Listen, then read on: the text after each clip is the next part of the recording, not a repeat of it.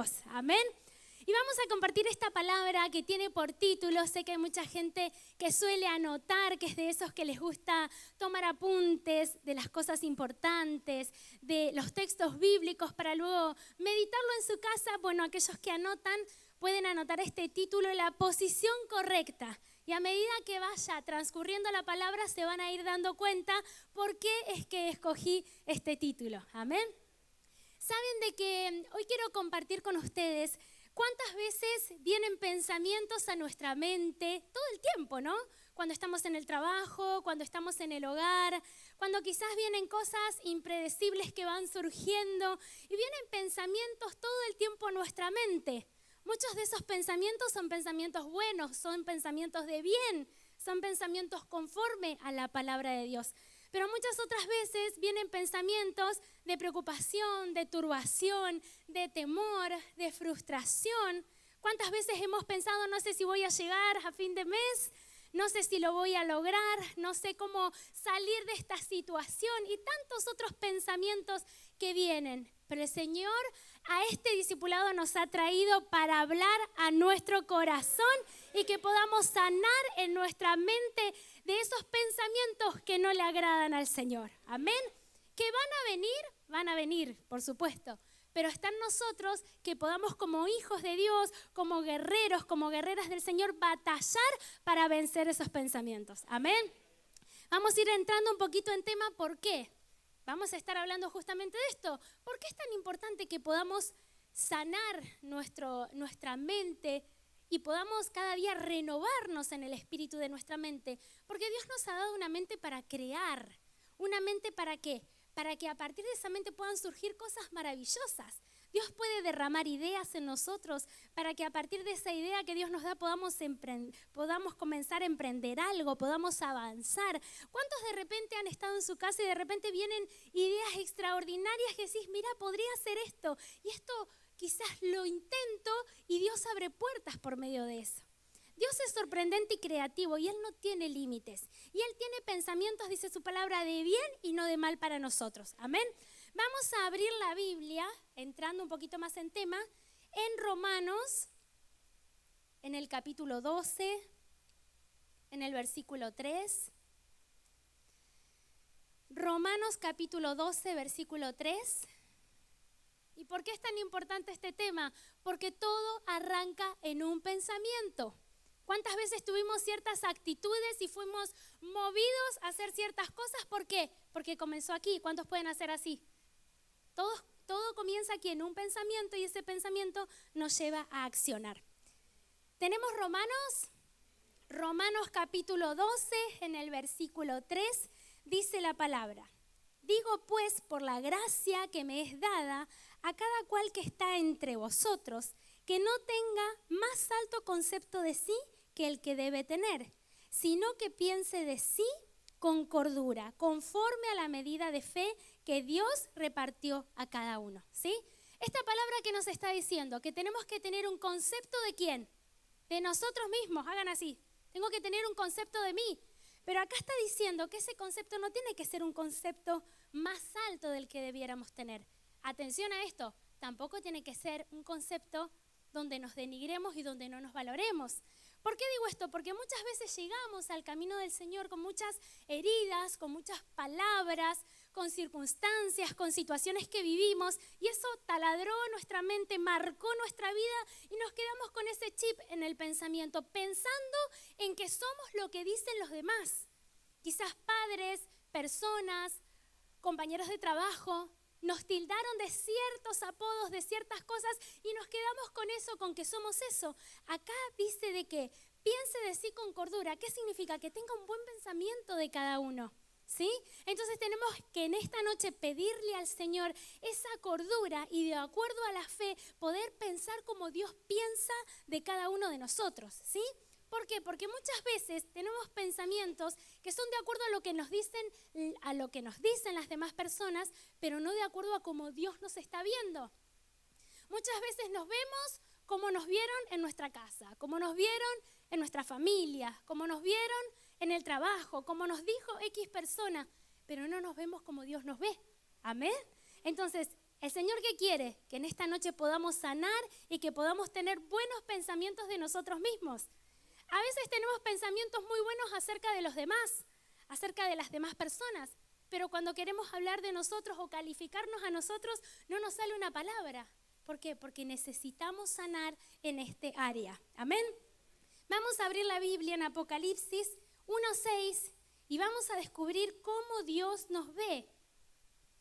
Apocalipsis, fácil de encontrar, es el último libro.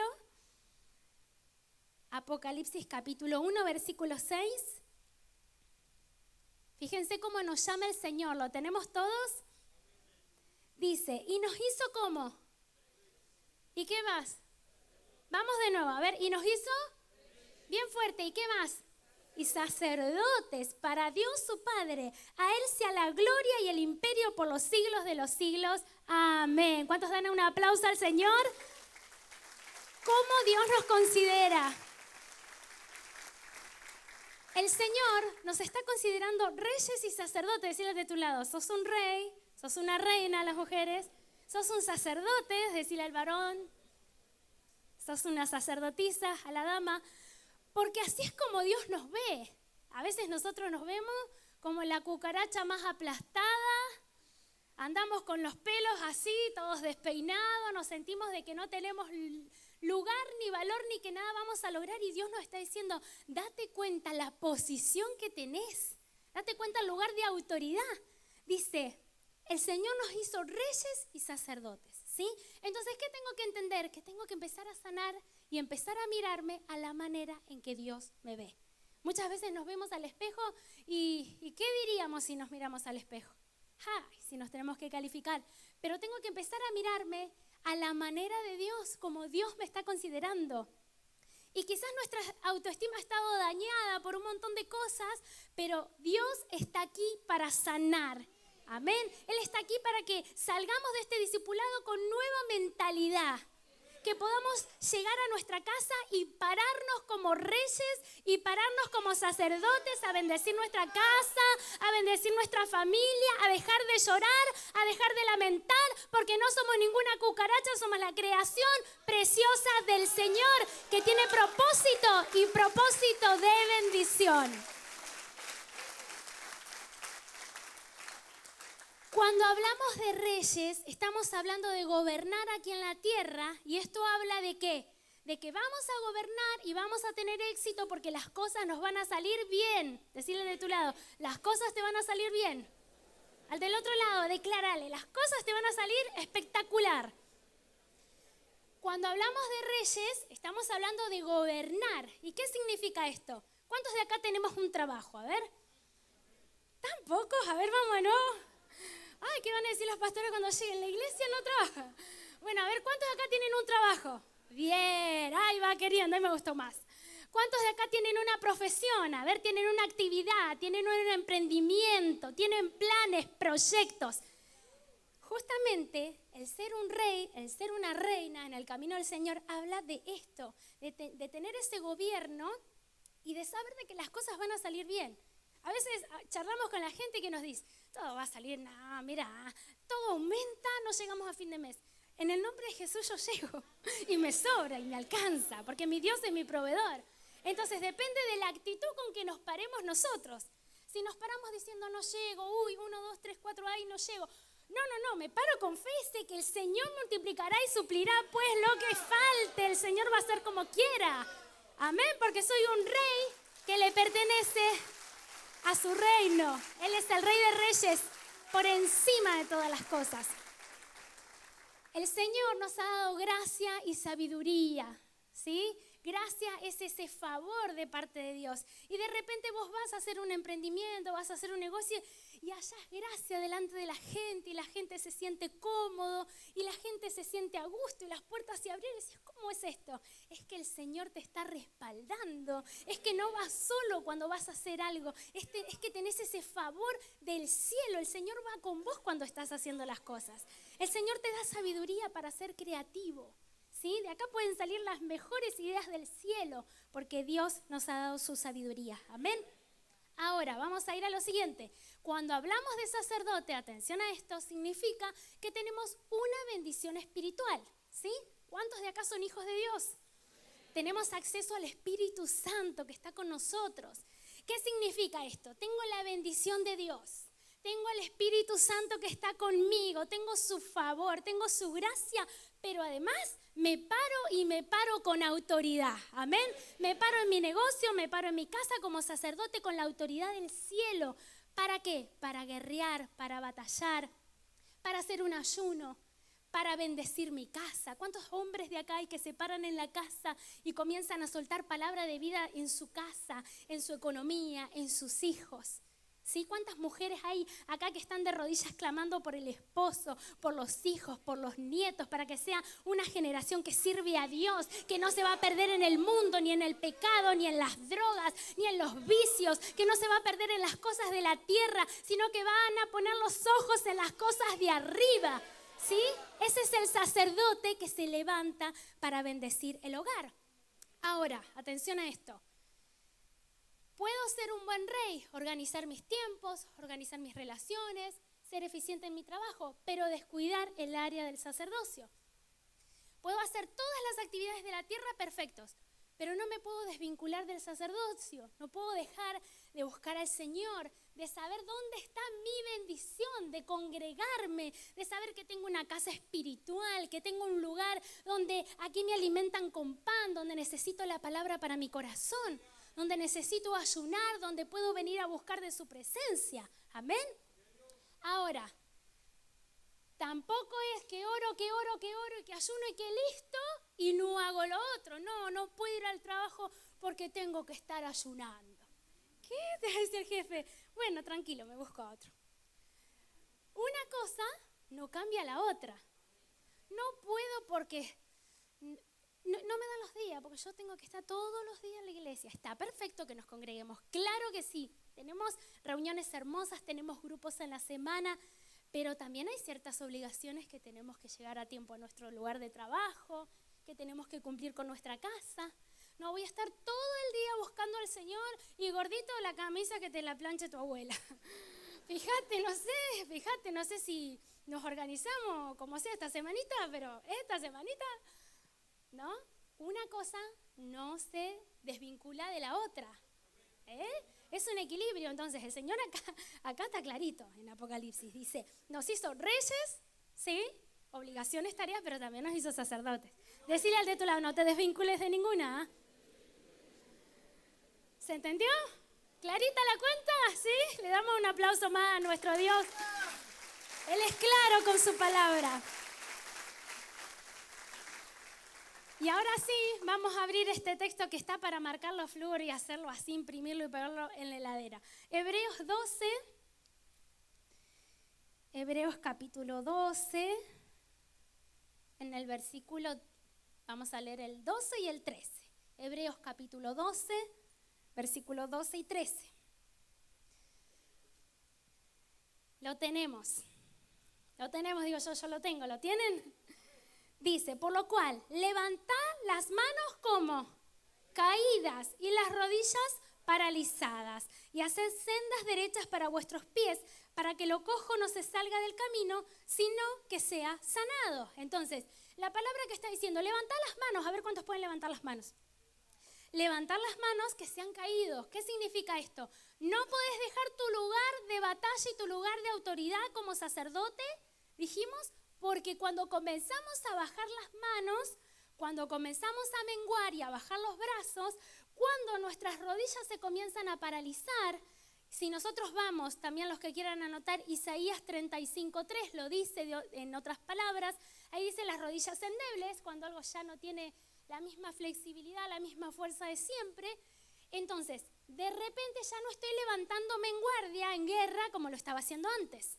Dios está diciendo, si estás bajando tus brazos, si ya no estás orando, si ya no te estás humillando ante la presencia del Señor, guarda, porque el enemigo comienza a ganar ventaja. Y de repente empiezan a pasar un montón de cosas y de repente se viene una ola de dificultades. Decís, ¿cómo puede ser? Examinémonos, porque quizás es que dejamos de bajar nuestras manos, de levantarlas en alto y dejamos de buscar al Señor como lo estábamos haciendo antes. Amén. Esta palabra que me ayuda a examinarme y a mirarme si esto es para qué. Esto es para mi esposo que no se levantó más y no vino más los martes y vengo sola. No, esto es para mí.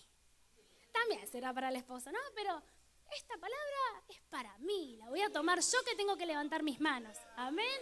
El otro que la tome en el nombre de Jesús también, ¿no?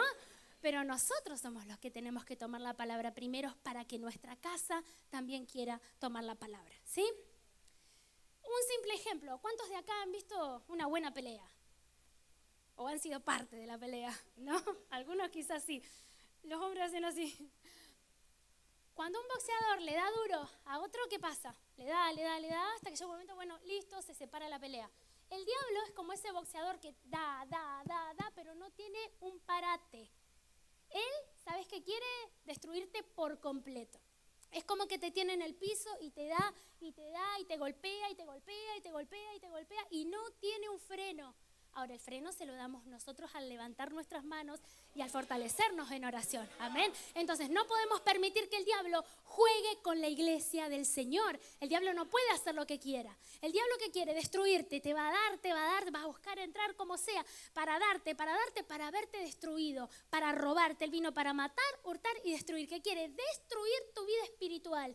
Que no tengas gozo, que no tengas paz. ¿Y qué hace? Te taladra con pensamientos y pensamientos. Por eso es tan necesario levantar nuestras manos y doblar nuestras rodillas. Amén. ¿Qué tengo que hacer, iglesia? No dejar esa posición correcta, no dejar ese lugar de autoridad, porque esa es la posición en la que vamos a batallar y vamos a vencer en el nombre de Jesús, porque Jesucristo lo venció al enemigo en la cruz del Calvario. Su lugar es debajo de nuestros pies porque está derrotado y no tiene autoridad ni lugar sobre nuestras vidas y sobre nuestra familia. ¿Cuántos lo creen? ¿Cuántos lo creen en el nombre de Jesús? Versículo 13 dice: haced sendas derechas para vuestros pies, para que lo cojo no se salga del camino, sino que sea sanado. Atención a esto. Cuando hablamos de lo cojo, significa que hay un área que necesita ser corregida. Y está bien el reinado, está bien el sacerdocio, pero Dios siempre me lleva a examinarme y a mirarme y ver qué área necesito enderezar. Por eso acá la palabra está diciendo: haced senda recta para vuestros pies. Es como si hiciéramos un camino y escogemos caminar por este camino. Escogemos seguir el camino del Señor. Y antes podíamos ir por un montón de lugares, pero íbamos cojeando, íbamos para el otro lado. Dios dice: haz una senda recta y seguí esa senda recta, vos y tu casa, vos y tu familia. ¿Qué significa esto? Que nos podamos examinar y ver, bueno, a ver, como reyes, ¿qué está pasando en casa? ¿Qué estoy permitiendo en mi hogar?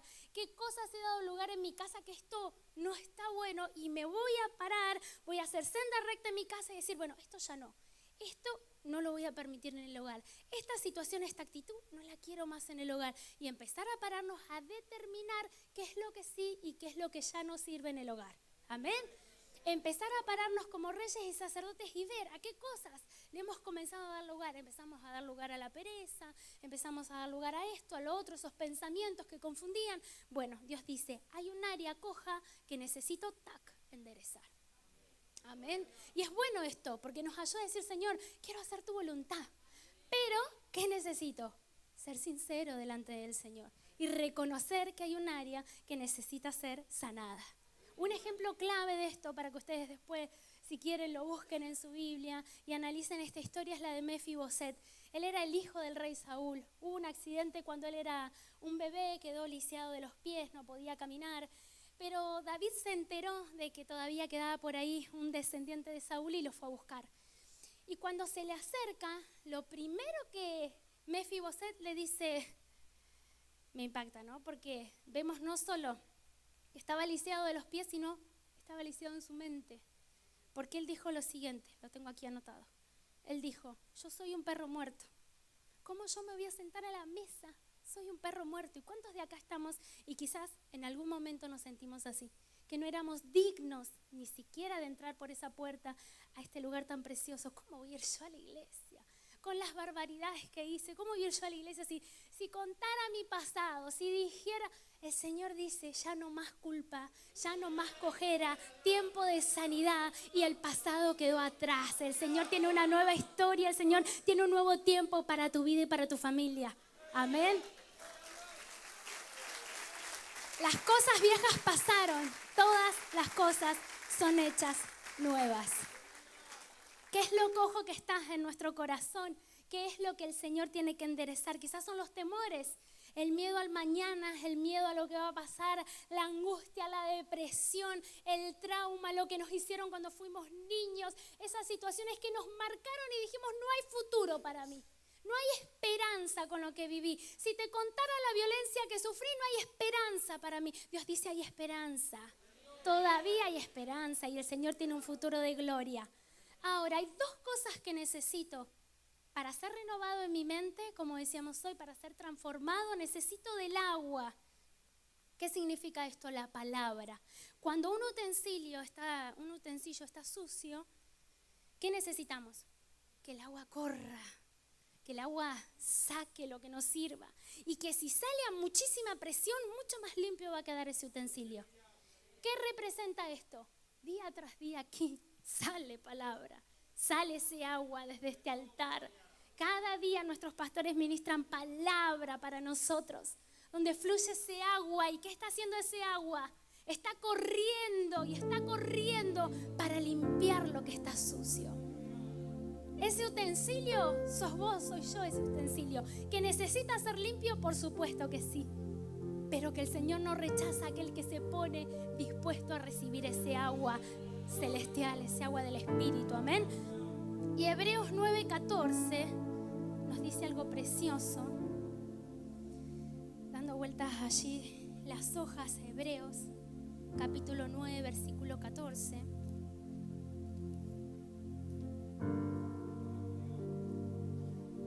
Dice la palabra del Señor, Hebreos 9:14, cuanto más la sangre de Cristo, el cual mediante el Espíritu eterno se ofreció a sí mismo sin mancha a Dios, limpiará vuestra conciencia de obras muertas para que sirváis al Dios vivo. ¿Qué necesito, iglesia? La sangre de Cristo. ¿Qué va a ser la sangre de Cristo? Esa sangre bendita, esa sangre preciosa derramada en la cruz por vos y por mí. Esa sangre me va a limpiar la conciencia, porque muchas veces en las noches no podemos dormir a causa de lo que pasó, a causa de lo que vivimos, a causa de la actitud que tuvimos, a causa de la culpa. Estamos atados a esa circunstancia y nos despertamos sobreexaltados en las noches porque no podemos descansar, porque esto no para.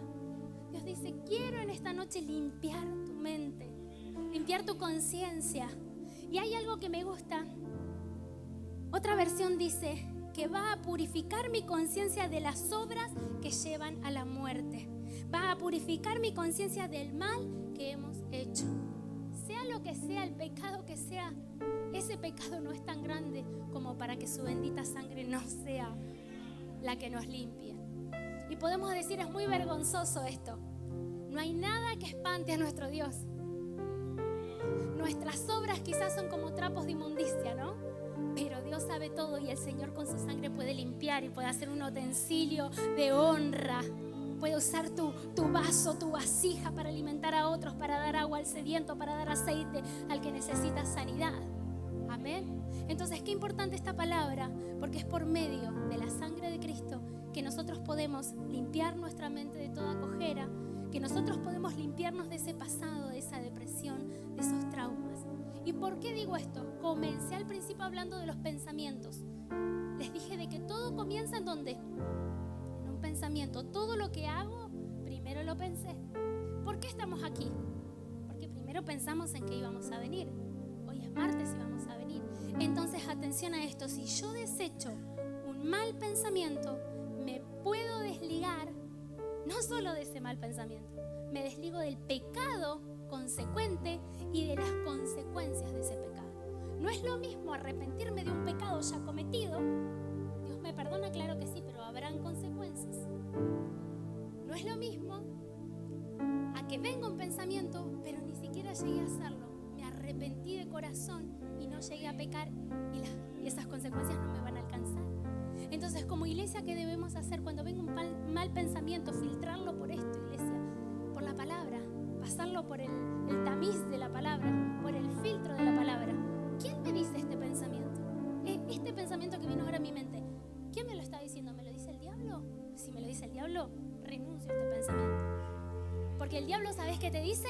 Vos nunca vas a servir a Dios, vos me vas a servir a mí y vas a servir al pecado. Pero el Señor dice, mentira, vos sos mi siervo, sos un rey, sos un sacerdote con propósito. No vas a servir al diablo, no vas a servir al pecado, me vas a servir a mí, tu familia me va a servir a mí, dice el Señor. Aleluya. Esta es la noche para que podamos renunciar a la mentira del enemigo, que podamos renunciar a todo eso que perturba nuestra mente. Amén. Vamos a orar al Señor. Te invito a cerrar tus ojos.